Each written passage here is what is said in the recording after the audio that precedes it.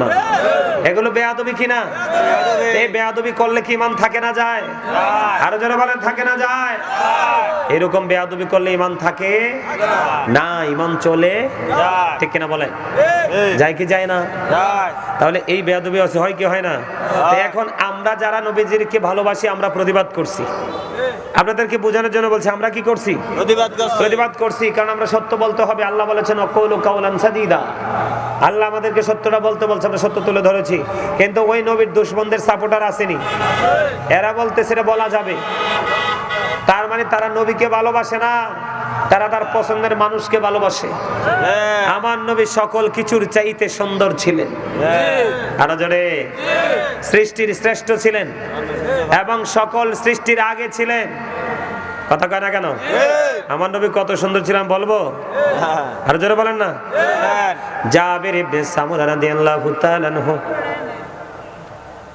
পূর্ণিমা রাতে আমার আপনার প্রাণের নবী লাল চাদর মুড়ি শুয়ে আছে।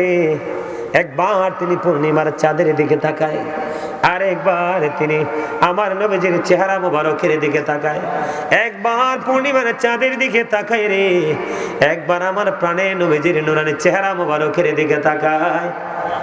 বন্ধু, একবার নবীজির চেহারা মুবারক, একবার চাঁদের দিকে তাকায়। তিনি বলতেছেন আমি সর্বশেষে চাইয়া দেখলাম পূর্ণিমার চাঁদ চাইতেও সুন্দর আমার নবী। আমার নবীর সাথে বেয়াদবি করেছে, তুমি তাকে সাপোর্ট করেছো, তার পিছনে মানুষ দৌড়ায় রে। সংগঠন, আমরাও যদি সাংগঠনিক ভাবে প্রোগ্রাম করি, আমাদের প্রোগ্রামেও মানুষের কমতি হবে না। আমরা বিভিন্ন জায়গায় জায়গায় বাড়ি বাড়ি প্রোগ্রাম অ্যাটেন্ড করি, মানুষের কমতি হয় না, ঠিক কিনা বলে? বন্ধু, এইরকম ভাবে রাষ্ট্রীয় ভাবে বন্ধু, সাংগঠনিক ভাবে টাকা দিয়ে ভাড়া করে লোক আনলে লোকের অভাব হয় না, কিন্তু সুন্নিয়তের মাহফিলে কখনোই নবীর আশেকদের ভাড়া করে আনতে হয় না। আশেকরা বেশি করে উল্টো খরচ করে যায়। আমার কথা বুঝেননি আপনারা? তুমি ওই বক্তা, যেই বক্তার পিছনে কিছু মানুষ দৌড়ায়, তুমি এই বক্তার এই কিছু মানুষ দেখে পাগল হয়ে গেলে, আর আমার নবীকে যদি সরাসরি দেখতা তাহলে কি করতে? কারণ না দেখার পরে বিশ্বাস যেটা করা, এটার নামই হলো ঈমান। দেখা লাইলে হয় প্রমাণ, কথা কয় না? ঠিক। তুমি কি মনে করো যে গুস্তাকে রাসূল আমার নবীর সাথে বেয়াদবি করে করে বন্ধু সময় অতিবাহিত করছে, মানুষের ঈমানগুলো হরণ করে নিয়ে যাচ্ছে, তার পিছনে কিছু মানুষ দৌড়ানোর কারণে তুমি কি ভালোবাসলা? তোমার কাছে তাকে বেশি সম্মানী মনে হয়? না না না না রে, ওইটাকে সম্মানী বলা হয় না। আমি তোমাদেরকে বলি, হযরত আলী রাদিয়াল্লাহু তাআলা আনহু তিনি বলেছে, তিনি কি বলেছে জানেননি? হযরত আলী বলেছে, আমি মক্কায় আমার নবীর সঙ্গে সফরে বের হয়েছিলাম, আমি বের হওয়ার পরে আমি নিজের কানে শুনেছি ওই যে পায়ের নিচে পিষ্ট হয় পাথরগুলো, ডাইনে বামে যে গাছপালা তরুলতাগুলো আছে, ওগুলো পর্যন্ত আমার নবীকে সালাম দিয়েছে। আর তোমার বক্তা হাঁটতে চাইলে দেখবা ছেলের এখন সালামও দেয় না, আর আমার নবীকে পাথর গাছপালা পর্যন্ত সালাম দিয়েছে। তাহলে মর্যাদা কার বেশি বলেন? আরো জোরে বলেন না। ওই রকম মন্দ ওই জামানায় যেমন ছিল এই জামানায় আছে রে, নবীর দুশমনদেরকে সাপোর্ট দেওয়ার মতো লোক। আমি আপনাদেরকে বলি, নবীকে জবান দ্বারা, কথার দ্বারা, অন্তর দ্বারা, ও বন্ধু মনে মনে সমর্থন করা দ্বারা যেই কোনো না কোনো ভাবে নবীকে যে অপমান কথা বলে তাকে সাপোর্ট দেয়, সে সঙ্গে সঙ্গে মুসলমান থেকে খারিজ হয়ে যায়, সে কুফরি করে, তার ঈমান থাকে না। আমার নবীজি অর্ডার দিল, আব্দুল ইবনে আতিক চলে গেলেন হিজাজে। ওই আবু রাফে নামক ইহুদি নবীজিকে কেউ ছোট করে বললে তাকে সাপোর্ট দিয়ে উৎসাহিত করত। আমার নবীজি বললেন, এ বেয়াদবকে কে আছরে হত্যা করতে পারবা, এটাকে দুনিয়া থেকে উঠিয়ে দিতে হবে। এবার বন্ধু আব্দুল ইবনে আতিককে লিডার বানাইয়া হিজাজে পাঠিয়ে দিলেন। সকল সঙ্গীদেরকে একটা জায়গায় বসালেন, বসিয়ে বললেন তোমরা অবস্থান করো, আমি খুঁজে বের করি। খুঁজতে খুঁজতে আবু রাফে নামক ইহুদির ঘর ঘর পেয়ে গেলেন। ওখানে যাইয়া এখানে তো মানুষ শুয়ে আছে, তিনি ডাক দিলেন, কে রে আবু রাফে? এবার আবু রাফে একটু উত্তর দিয়ে বললেন, কে রে আমাকে ডাকছে?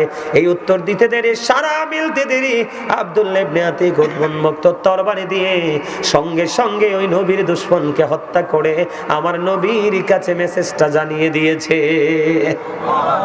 ধর আমি আপনারা মানুষ এমনি নাই, আর সুবহানাল্লাহ কোন অসুস্থ মানুষের মতো। আপনাদের আমি বুঝতে পারছি আপনাদের পছন্দের বক্তা আছে, আমাকে পছন্দ না হইলো আপনার কথাগুলো তো আর আমার না, কথাগুলো কার? এগুলো যা বলতেছি হাদিস শরীফ, আমার বানানো কথা নয়। বানাইয়া কথা বলার ইখতিয়ার আমাদের নাই। যারা নবীর দুশমন তারা পারে দুনিয়ার লোভে যা ইচ্ছা তা করতে পারে। কথা বলে না কেন?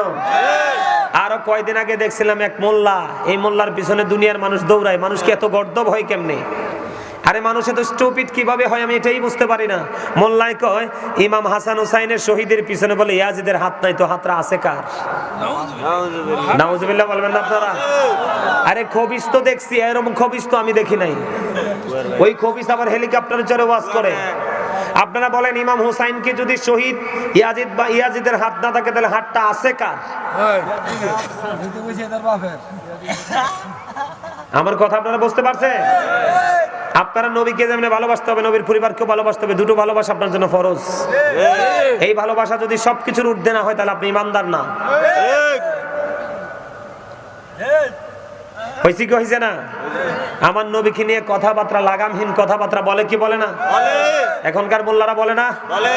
একবার স্টেজে বসলে ফাটায় লাই। নবীর দুশমনদের দেখবেন জবান, আমাদের সুন্নি আলেমরা কথা বলে। বডি ল্যাঙ্গুয়েজ অনেকের, আমাদের সুন্নি বক্তাদের অনেকের বডি ল্যাঙ্গুয়েজটার মধ্যে একটু ডিফারেন্ট নমুনা আছে, একটু আলাদা ভাবভঙ্গি আছে। কিন্তু আমাদের সুন্নি বক্তাদের মুখ দিয়ে দেখবেন মানুষের ঈমান নষ্ট হওয়ার মতো কোনো বক্তব্য বের হয় না। কথা বলেন না কেন? কারণ তাদের সিনে রাসূল প্রেম আছে, তাদেরকে কন্ট্রোলিং করে স্বয়ং আল্লাহ। কারণ মুসলমানের ৭৩ দল হইবে, ৭২ দল যাবে জাহান্নামে, মাত্র একটা দল যাবে জান্নাতে। এই দলের নাম হলো আহলে সুন্নাত ওয়াল জামাত। আর যারা কর না, আর একটা মজার হাদিস শোনাই বন্ধু। এক খ্রিস্টান তিনি কি করলেন? খ্রিস্ট ধর্ম ত্যাগ করলেন। ত্যাগ করার পরে বন্ধু ইসলাম ধর্ম গ্রহণ করলেন। ইসলাম ধর্ম গ্রহণ করার পরে, এটাও বুখারী শরীফের হাদিস, ইসলাম ধর্ম গ্রহণ করার পরে সূরা বাকারা, সূরা আলে ইমরান তিনি তেলাওয়াত করলেন। গভীর মনোযোগ, সূরা বাকারা, সূরা আলে ইমরান তিনি তেলাওয়াত করলেন। তেলাওয়াত করে করে করে করে বন্ধু এমন একটা পর্যায়ে চলে গেল, আল্লাহ রাসূল তাকে, আল্লাহ রাসূলের কাছে যে ওহী আসে, ওহী লেখার দায়িত্ব তাকে দিয়ে দিলেন। সুবহানাল্লাহ। এবার দিন গেল, রাত গেল, সময় ফুরিয়ে গেল। ওই খ্রিস্টান কি করলেন বন্ধু? ওই খ্রিস্টান তিনি কি করলেন? আমাদের এই মুসলমান ধর্ম ত্যাগ করে তিনি তার ধর্মে ফিরে গেলেন। ফিরে যাওয়ার পরে ঘুরতেছে আর মানুষের কাছে মেসেজ দিতেছে, নবী মুহাম্মদ কিছুই জানে না,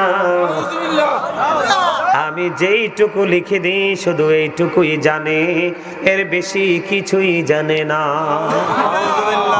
নাউজুবিল্লাহ। এটা কিন্তু আমার নবীজি শুনে নাই, কিন্তু আমার আল্লাহর কাছে কিন্তু এটা গোপন নাই। দিন পুড়িয়ে গেল, ধীরে ধীরে ধীরে ধীরে বন্ধু এই খ্রিস্টান ইন্তেকাল করলো। ইন্তেকাল যখন করলো, আপনারা দেখবেন খ্রিস্টানরা যখন মারা যায় কি করে? খ্রিস্টানরা যখন মারা যায় আপনারা দেখবেন তাদেরকে কফিন বন্দি করে কবরে দাফন করা হয়। আপনারা এখনো পর্যন্ত ব্রিটিশ রানী দ্বিতীয় এলিজাবেথ, ব্রিটিশ রানী দ্বিতীয় এলিজাবেথের জানাজা নয়, তার দাফন, আপনারা তার দাফনের নমুনা দেখবেন সবচেয়ে দামি কফিন বক্সে করে তাকে কবরে দাফন করেছে। ঠিক তেমনি ভাবে ওই খ্রিস্টানকেও কবরে দাফন করা হলো। কবরে দাফন করার পরে বন্ধু কি হলো? কবরে যখন দাফন করা হলো, দাফন করার পরে দিন চলে গেল। পরের দিন সকালবেলা তার আপন স্বজন আসলো দেখার জন্য। এবার আয়সা দেখে ওই খ্রিস্টানের লাশটা মাটির বাইরে পড়ে আছে। আলহামদুলিল্লাহ বলেন না? কি হয়ে আছে? মাটির বাইরে পড়ে আছে। এবার তার আপন সঙ্গীরা বলতে লাগলেন, এটা এটা এটা আর কারো কাজ নয়, এটা নবী মুহাম্মদের কাজ ছাড়া আর কারো কাজ হতে পারে না। নাউজুবিল্লাহ বলেন না? আসলে নবী মুহাম্মদ তার খবরও জানে না। কারণ আমার রাসূলের এগুলো নিয়ে কোনো ইন্টারেস্ট নাই। আজকে কি করলেন, কবরটাকে আরো গভীর করে খনন করলেন। খনন করে বন্ধু তার লাশটাকে এই দফন কবরে রেখে গেলেন। রেখে যাওয়ার পরে পরের দিন আবার সকালবেলা যখন আসলো, আসার পরে আবার চাইয়া দেখে বন্ধু তার লাশটা আবারও মাটির বাইরে পড়ে আছে। আলহামদুলিল্লাহ বলেন না কেন? আলহামদুলিল্লাহ। নবীর দুশমনের উপযুক্ত সাজা হচ্ছে কি হচ্ছে না? হচ্ছে। এবার কি করলেন? আজকেও তারা মনে মনে বলতেছে এটা পৃথিবীর কোন সাধারণ মানুষের কাজ নয়, এটা হলো নবী মুহাম্মদের কাজ। জোরে জোরে নাউজুবিল্লাহ। আরো গভীর ভাবে কবরটাকে খনন করতে করতে করতে করতে বন্ধু এমন একটা অবস্থা করে ফেললো, খনন করতে করতে এমন এক পর্যায়ে চলে আসলো বন্ধু, আজকে আর বলে না যে এটা নবী মুহাম্মদের কাজ। কয় না না না, এটার মধ্যে অন্য কোন রহস্য আছে। এবার কি করলেন? এবার কি করলেন? ওই কবর থেকে বন্ধু লাশটাকে আজকে আর কবরে দাফন করে না, না করে লাশটা মাটির বাইরে ফেলে চলে যায়। আলহামদুলিল্লাহ কন্যাকা আলহামদুলিল্লাহ বলেন। তাহলে কি হলো? নবীর সাথে দুশমনি করার পরে রিয়াকশনটা কি? হাদিস শরীফ, বুখারী শরীফের হাদিস। এটাতে কি বোঝা যায়? নবীর সাথে কোনো দুশমনি করা যাবে না, কারণ সৃষ্টিকুলের মূল হলো আপনার আমার প্রাণের রাসূল। কথা বলেন না কেন? বুঝেন না এটা? সৃষ্টির শ্রেষ্ঠ কে? মুহাম্মদ রাসূলুল্লাহ সাল্লাল্লাহু আলাইহি ওয়াসাল্লাম। খবর ঠিক না ঠিক? আপনাদের কাছে ভালো লাগছে নি? আরে মিয়া, আপনার আমার রাসূল সম্পর্কে ইহুদিরা পর্যন্ত কি চমৎকার বক্তব্য দিয়েছে। আমেরিকার গবেষক মাইকেল এইচ হার্ট তিনি বক্তব্য দিয়েছেন, বলবো? The 100 a ranking of the most influential person in the history. আমেরিকার গবেষক মাইকেল এইচ হার্ট বলেছেন, এই পৃথিবীর বুকে যতগুলো নবী রাসূল এসেছে 100 জন তালিকা করেছে, এর মধ্যে ইনফ্লুয়েন্সাল দ্বারা সবচেয়ে প্রভাবশালী আখ্যায়িত করেছেন আপনার আমার প্রাণের রাসূলকে। ডক্টর আহমদ পিয়ানা বাগদাদি, যিনি বসরা ইউনিভার্সিটির লেকচারার ছিলেন, তিনি বলেছেন, of all the great religious personalities of all prophet Muhammad রাসূলুল্লাহ সাল্লাল্লাহু আলাইহি ওয়াসাল্লাম ওয়াজ দ্য মোস্ট সাকসেসফুল। পৃথিবীর বুকে যতগুলো নবী রাসূল এসেছে, সকল নবী রাসূলের মধ্যে রাজনীতি থেকে ইমামতি, ইমামতি থেকে রাজনীতি পর্যন্ত প্রত্যেকটা সেক্টরে আপনার আমার নবী মোস্ট সাকসেসফুল, সবচেয়ে বেশি সফল। সুবহানাল্লাহ। আর জোরে সুবহানাল্লাহ। আমি আপনাদেরকে আরো মজা দেই, নবীকে চিনতে পারলে আপনাদের ফিউচারটা ব্রাইটনেস করতে পারবেন। আল্লাহ রাব্বুল আলামিন কি বলেছে? আমি একটু আগে বলেছিলাম, he that love with not know with not God, for God is love. যেজন প্রেম করে না সেজন আল্লাহকে জানে না, ফর গড ইজ লাভ। আল্লাহই প্রেম, কিন্তু আল্লাহ সেই বক্তব্য গ্রহণ করে না। এটা ইহুদিদের বক্তব্য, কারণ এই বক্তব্যটা আল্লাহর কাছে পছন্দ হয়নি। আল্লাহ রাব্বুল আলামিন বলেছেন, সে বলুন, ইফ ইউ ডু লাভ আল্লাহ, যদি তোমরা আল্লাহকে ভালোবেসে থাকো, ফলো মি মুহাম্মদ সাল্লাল্লাহু আলাইহি ওয়াসাল্লাম, মুহাম্মদ সাল্লাল্লাহু আলাইহি সাল্লামের অনুগত হয়ে যাও, আল্লাহ উইল লাভ ইউ, আল্লাহ তোমাদেরকে ভালোবাসবে, এন্ড ফরগিভ ইউর সিনস, আল্লাহ তোমাদের সমস্ত জীবনের গুনাহ maaf করে দিবে। জোরে জোরে কোন সুবহানাল্লাহ। এই কালেমার দিকে তাকায় দেখেন, আমরা যে কালেমা পড়ি লা ইলাহা ইল্লাল্লাহ মুহাম্মাদুর রাসূলুল্লাহ সাল্লাল্লাহু আলাইহি সাল্লাম, কালেমার দিকে নজর দিয়ে দেখেন, লা ইলাহা ইল্লাল্লাহ, there is no God but Allah, সে আল্লাহ ব্যতীত কোনো উপাস্য নেই, কোনো ইলাহ নেই। মুহাম্মাদুর রাসূলুল্লাহ সাল্লাল্লাহু আলাইহি সাল্লাম ইজ দ্য মেসেঞ্জার অফ আল্লাহ। জোরে জোরে কন্না সুবহানাল্লাহ।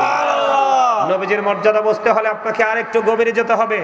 আল্লাহ of the first feller is the lord of world, রব্বুল আলামিন। মুহাম্মদ রাসূলুল্লাহ সাল্লাল্লাহু আলাইহি সাল্লাম is the blessing for the world, রাহমাতাল লিল আলামিন। জোরে পড়না সুবহান। আর জোরে সুবহানাল্লাহ। খবর কি খারাপ লাগতেছে? না। আর জোরে বলেন সুবহানাল্লাহ। আপনাদের এখানে মাহফিলটা কততম? আজকের এই মাহফিলটা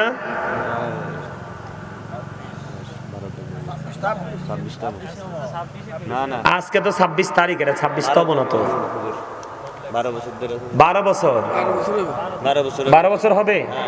আপনারা 12 বছর ধরে মাহফিলে করাচ্ছেন, কিন্তু আপনারা আপনাদের যারা আসে, ছাত্ররা যারা আসে, আপনারা তাদেরকে কি করতে পারেন নাই? সঠিক টিচিং দিতে পারেন নাই।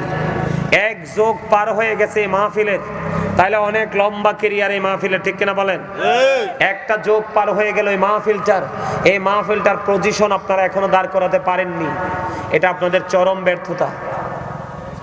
এটা এই ব্যর্থতার দায় আপনাদেরকে নিতে হবে। আগামী বছর থেকে আপনারা কর্তৃপক্ষ যারা আছেন, আমি আপনাদেরকে বলে দেই, আপনারা আগামী বছর থেকে একটু তাবারুক করবেন না, প্রয়োজনে 2-4 কেজি খেজুর নিয়ে আসবেন। এইটার মাধ্যমে আপনারা সত্যিকারের আশিক চিনতে পারবেন। কথা বোঝেন নাই? আগামী বছর আজকের মাহফিলের যিনি সভাপতি, ওনারা চিনেননি আপনারা? নাম কি? হ্যাঁ, কি আলম? দুলাল। আলহামদুলিল্লাহ বলেন। আরো জোরে। আজকের মাহফিলের যিনি সভাপতি তিনি হলেন জনাব মোহাম্মদ দুলাল মিয়া, বিশিষ্ট ব্যবসায়ী, আড্ডা বাজার, ঠিক কিনা বলেন? আরো জোরে, আরো জোরে। প্রধান অতিথি কে? আমির হোসেন, জনাব মোহাম্মদ আমির হোসেন, প্রবাসী, ঠিক, বাহরাইন, ঠিক কিনা বলেন? ওই আমার নাক বরাবর বসে রয়েছে মনটা খারাপ করে। ঠিক আছে, হ্যাঁ ঠিক আছে, ওই যে এটা, হ্যাঁ হ্যাঁ, বাতাসির বাপ। কথা কন না কেন? আরো জোরে হাসেন কিল্লাই। আপনাদেরকে মিন করে বলছি, আগামী বছর আর তাবারুক করেন না। এই তাবারুক সময় দেখবেন মানুষের অভাব হবে না। এটা না কইরা গরিব কোথায় আছে, আহলে সুন্নাত ওয়াল জামাতের মাদ্রাসা কোথায় আছে খুঁজে একটা বাচ্চার দায়িত্ব নিয়ে নেবেন। একদিন বড় আলেম হবে, দিনের দাওয়াত দিবে, সুন্নিয়ত ডেভেলপ হবে। এই ডেকছি রান্না করে খাওয়াইয়া কোনো লাভ নাই। আপনাদের 12 বছরের যদি প্রথম মাহফিল হইতো তাহলে একটা বোঝা যাইতো আজকে 12তম মাহফিল বা 10তম হবে, একটা তো হবে। কিন্তু মাহফিল মানুষ নাই, আসবে কখন? তাবারুকের সময়। কথা কি বুঝতে পারছেন? আমার কথাগুলো অনেকের কাছে ভাল লাগবে না, সত্যিকারের আশেকদের কাছে ভাল লাগবে। এই মিয়া, এই মাহফিলগুলো থেকে দুনিয়া এবং আখেরাত দুই ধরনের বাজার করতে হয়। দুনিয়াতে পথ চলার টেকনিক অর্জন করা যায়, আখেরাতের বাজারটা কিভাবে করতে হয় সেই শিক্ষা নেওয়া যায়। কথা বলেন, ঠিক বলছি না? আপনাদের এখানকার মানুষ এত ধনী, কই ঘর দুয়ার তো ভালো দেখি নাই। যে এত ভিআইপি ঘর বানাইছেন, আজরাইল এসে তালা ভেঙে ঢুকতে পারবে না আপনাদের কাছে? আজরাইল কে আইসা ফিরে যাবে? টাকা দিয়ে ফেরত দিতে পারবেন? দৌড় মিয়া, কি কোন? আজরাইল আইলে টাকা নিলে ফিরে যায়? যায় না আসলে। তো কিসের এত অহংকার করেন আপনারা? হ্যাঁ, বোঝেন, আল্লাহ হলো রাব্বুল আলামিন, আল্লাহ রাসূলকে বানাইছে রাহমাতাল লিল আলামিন, ঠিক কিনা বলেন? তাই নবীর প্রেমে মোহাব্বত নিয়ে আপনারা মাহফিলে আসবেন, আলোচনা শুনবেন, কবরবাসী উপকৃত হবে, আপনারা যারা আছেন তারাও উপকৃত হবে। আপনাদের গ্রামে কি মুরব্বী মানুষও নাই? এই গ্রামে কি মুরব্বীও নাই? আরো জোরে কম। এই গ্রামে গ্রামে এই অবস্থা, ম্যাক্সিমাম মুরব্বী অসভ্য। এটি চা দোকানে বইলে গিবত কইবার, চা খাইবো, মাহফিলে হুজুর টুজুর পছন্দ করে না, কিন্তু প্লেট দেন একবারে গলা পর্যন্ত না খাইবো। আর যেগুলো আল্লাহ রাসূলের পাগল, এগুলো দেখবেন প্লেটের চিন্তা করে না, হুজুর কই আছে হেনে যাইতে চায়। কথা কন না কেন? বললাম, কারণ আলেমদেরকে ভালোবাসলে ভালোবাসা নবীর সাথে হয়ে যায়, আর নবীকে ভালোবাসলে অটো আল্লাহ রাজি হয়ে যায়। হুজুরে কন না সুবহানাল্লাহ।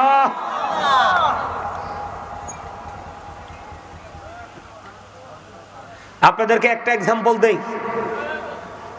কালেমাটা যে পড়লাম, লা ইলাহা ইল্লাল্লাহ মুহাম্মাদুর রাসূলুল্লাহ, একদিকে তাওহীদ, আরেকদিকে রিসালাত, একদিকে আল্লাহ, আরেকদিকে আল্লাহর হাবিব। দুইটা অংশ না? দুইটা পার্ট না? দুইটা অপশন না? এই দুইটার সাথে মিল রেখে আল্লাহ সৃষ্টি জগৎ সাজাইছে। আপনি আমরা দেহের দিকে তাকায় দেখেন, দুটি হাত, দুটি পা, দুটি চোখ, দুটি কান, দুটি জিহ্বা, আলো আধার, কঠিন কোমল, ঘৃণা প্রেম, বাদশা ফকির, দুর্বল সবল, তেগে ভোগে, সংগ্রামে শান্তিতে, ইহকালে পরকালে। এখানে দেখেন উঁচু নিচু, আলো আধার, লম্বা খাটো, মোটা চিকন, ধনী গরিব, আছে না নাই? আসমান জমিন, জল স্থল, যে কোনো জায়গায় যাবেন প্রত্যেকটা জায়গায় আপনি দুইটা জিনিস খুঁজে পাবেন। এর কারণ হলো আমার আল্লাহ হলো সৃষ্টিস্রষ্টা, আর সৃষ্টির মূল হলো আপনার আমার প্রাণের রাসূল। আমার আল্লাহ এই দুইয়ের সাথে প্রেম করে প্রত্যেকটা জায়গায় দুইটা সেটিং করেছে, তিনটাও নাই, পাঁচটাও নাই। প্রেমের মর্যাদা বুঝেন। এই কালেমার ব্যাখ্যা বিশ্লেষণ করে দেখেন, আল্লাহ এই কালেমা, তার মানে একদিকে তাওহীদ মানে তো আল্লাহ, রিসালাত মানে হলো নবী মুহাম্মদ, ঠিক কিনা? আল্লাহর নাম লিখতে 4টা হরফ লাগে, আলিফ লাম লাম হা, একটার উপরে নিচেও কোনো নক্তা নাই। নবীজির নাম লিখতে 4টা হরফ লাগে, মিম হা মিম দাল, এই 4টার উপরে নিচেও কোনো নক্তা নাই। 4 এ 4 মিলে হলো কত? 8। আমার আল্লাহ বান্দাদেরকে ডেকে ডেকে বলে, ও বান্দারা, যারা আমি আল্লাহকে ভালোবাসো, আমার হাবিবকে ভালোবাসো, তোমরা নজর দিয়ে চাইয়া দেখো, ওই কালেমার এক পাশে আছি আমি আল্লাহ, আর এক পাশে আছে আমার হাবিব। এই দুইয়ের মধ্যে আমি 8টা হরফ রেখেছি। কয়টা? এই 8টা হরফের সাথে মিল রেখে আমার আল্লাহ জান্নাত বানিয়েছে 8টা। আপনার মন চায় যেই জান্নাত থেকে আপনি একটা না একটা বেছে নেন। সুবহানাল্লাহ। এবার বন্ধু পুরো ব্যাখ্যা করে লা ইলাহা ইল্লাল্লাহ এইখানে আছে 12টা হরফ। কয়টা হরফ? 12টা। মুহাম্মাদুর রাসূলুল্লাহ সাল্লাল্লাহু আলাইহি ওয়াসাল্লাম, মুহাম্মাদুর রাসূলুল্লাহর মধ্যে আছে 12টা হরফ। আল্লাহর দিকে আছে 12টা হরফ, আর রাসূলের দিকে আছে 12টা হরফ। 12 মিলে হলো 24। আপনি যে 24 ঘন্টায় একটা দিন পাইছেন, এটার রহস্য হলো এই কালেমা, আল্লাহ এবং আল্লাহর হাবিবের প্রেমের ডুরি। খবর মজার কিনা? আরে আরো জোরে কর না। তো এত মর্যাদার নবী পাইয়া যদি আপনি আমি তারপরেও যদি আমাদের চরিত্রকে বদলাতে না পারি, তাহলে আর কে বদলাবে আপনাকে আমাকে? বদলানোর কোন সুযোগ আছে? নবীজিকে ভালোবাসলে লাভ না লস? একবার সব দিক দিয়ে লাভ। আপনি যদি জুমার দিনে রাসূলকে ভালোবেসে মাত্র 80 বার যদি দরুদ পড়তে পারেন, আপনার আমার প্রাণের রাসূল জানিয়ে দিয়েছে আপনার 80 বছরের সগীরা গুনাহ আমার আল্লাহ মাফ করে দেয়। দাইলামে শরীফের মধ্যে এসেছে বন্ধু হাদিস খানা, আপনার আমার প্রাণের নবী তিনি জানিয়ে দিয়েছে। হাদিসের রাবি হলেন হযরতে আনাস রাদিয়াল্লাহু তাআলা আনহু। আমার রাসূল বলেছেন, কেউ যদি মদিনার নবীকে ভালোবাসিয়া প্রতিদিন যদি মাত্র 1000 বার দরুদ পড়তে পারো, জান্নাত না দেখা পর্যন্ত মরণ হবে না।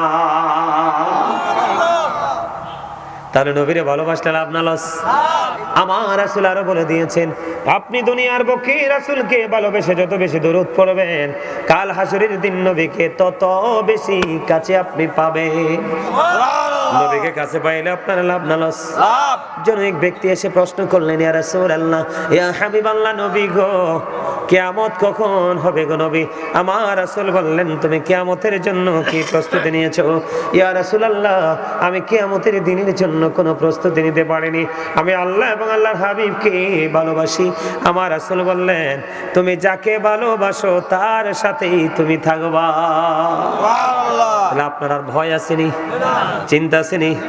এই জন্য আপনাকে একটু সচেতন হতে হবে, একটু অ্যালার্ট হতে হবে। যেভাবে চলছেন এইভাবে চলে আপনি দুনিয়াও হারাবেন, আখিরাতও হারাবেন। আল্লাহ বলেছে আপনার সম্পদ সন্তান একটাও কাজে লাগবে না। আর আল্লাহকে বলে দুনিয়াতে যা করছেন সবগুলো হলো ধোঁকা। আল্লাহ বলে জানিয়ে দিয়েছে আপনার অপরাধ লুকাতে পারবেন না, ওপেনিং করে দেয়া হবে বন্ধ। আর এই অপরাধের জন্য আপনি দায়ী হবেন, এই দায়ভার আপনাকে নিতে হবে। এই দায়ভার নিয়ে যখন আপনি বিপদে পড়বেন, আল্লাহ রাব্বুল আলামিন বলে দিয়েছে আপনি কি করতে পারবেন না। আপনি বন্ধু সেদিন দোষটা অন্যের উপর দিতে পারবেন না, এটার দায় আপনাকে নিতে হবে। নেওয়ার পরে আপনি বিপদে যখন পড়বেন কোন ধরনের কোনো সাহায্যকারীও পাবেন না।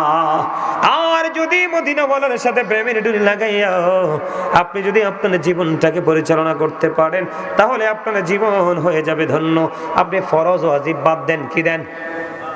ফরজ ওয়াজিব বাদ দেন বন্ধু, যেগুলো কোরআন হাদিসের মধ্যে আমরা খুঁজে পাই নাই, আল্লাহর কোনো অর্ডার নাই, ওই ধরনের আমল যদি আপনি নবীকে মহব্বত করে করতে পারেন, তাহলে আপনার জীবনটা নিয়ামতে পরিপূর্ণ হয়ে যাবে। জোরে জোরে বলুন না সুবহানাল্লাহ।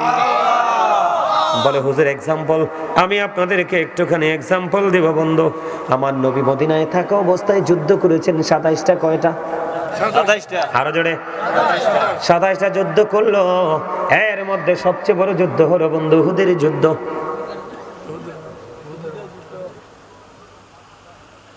উহুদের ময়দানে আপনার আমার প্রাণের নবী যখন এই দান্দান মোবারক শহীদ হয়ে গেল বন্ধু, দান্দান মোবারক শাহাদাত বরণ করার পরে বন্ধু আমার নবীজির মুখ মোবারক দিয়ে রক্ত মোবারক বের হতে লাগলো।